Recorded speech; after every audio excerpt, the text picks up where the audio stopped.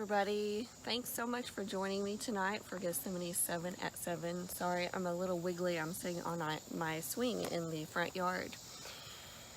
Well, I'm glad to be here with you tonight, and I have something I think is really cool to share with you this evening. And this morning we had our student takeover, and it was really good. Our youth pastor Adam preached this morning, and hi Tabitha. And when he was preaching, his message was about going through the fire, and God really can help us grow when we're walking through uncomfortable circumstances, when we're walking through fires, so to speak. And when he started talking about that, he said something. He said, let it burn. Just let it burn. And so many times when we are in uncomfortable situations or walking through a fire, we just want out. We don't want to sit there and go through whatever it is. But sometimes it's not a bad thing to walk through some of those things. And when he said that, it reminded me of Romans 12:20, and I'm going to read that to you. It says, if your enemy is hungry, feed him. If he is thirsty, give him something to drink. These acts of kindness will be like heaping coals of fire on his head, and certainly rid him of the dross in his mind and win him as a friend. And then the commentary says a refiner would melt metal in a crucible and intensify the process by heaping coals of fire on it. And that's really why when he said let it burn reminded me of that. It's not necessarily the talking about our enemies, but and the commentary goes on to say, this is good strategy. Be sensitive to the needs of your enemies.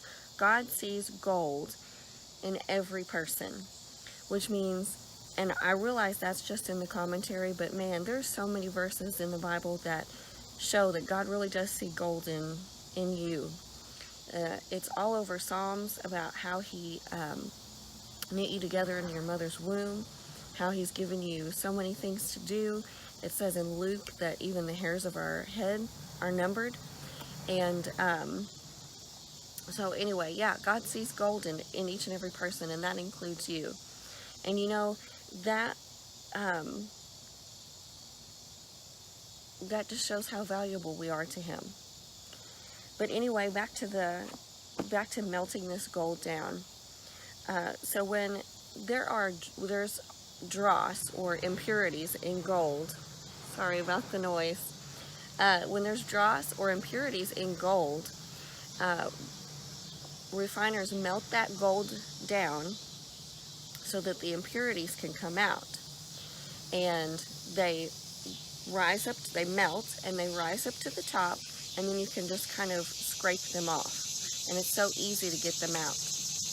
Okay? And so when we're going through a fire, we're heating up, okay? And those impurities can rise up to the top, and those can easily be scraped off with God and us together. Okay? I thought that was really cool. And all those impurities, just basically all that dross comes from the world. Things that have happened to you, thoughts that have come to your mind, things that people have said to you that are not of God.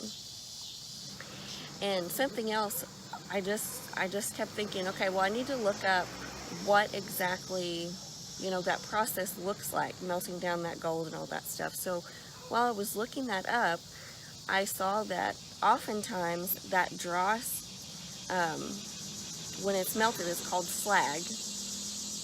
When there's a lot of slag or impurities coming up to the top, not all of those impurities are trash. Some of it they scrape off and throw away, but some of those impurities can actually be recycled and be used for other things.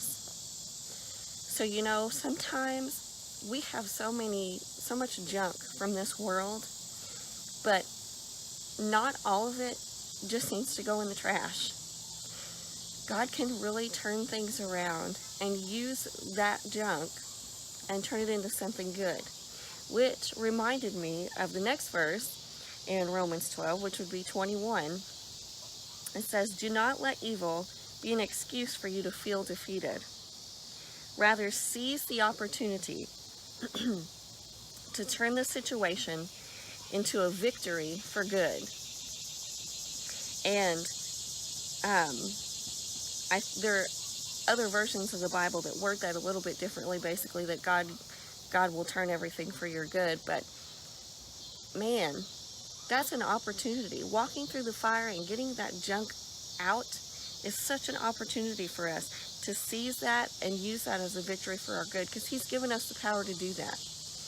And you know, something else that Adam said in his sermon too, he said, and this is a quote from the sermon notes, "The greatest tragedy in the body of Christ is a lack of identity." And when he first said that and I first read that, I thought, man, I don't know if I really agree with that.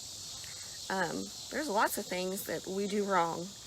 But after I thought about that, I thought, man, that, you know, I really think that is true. That's the greatest tragedy, because instead of focusing on the gold that God has created us to be, we start focusing on all the impurities, when our identity is really that gold. Our identity is not all of the junk that the world has placed on us, that we've placed on ourselves, or that other people have placed on us. And once we go through that fire and get rid of all that stuff, we can really focus on him and who he's made us to be, because we become pure through that process.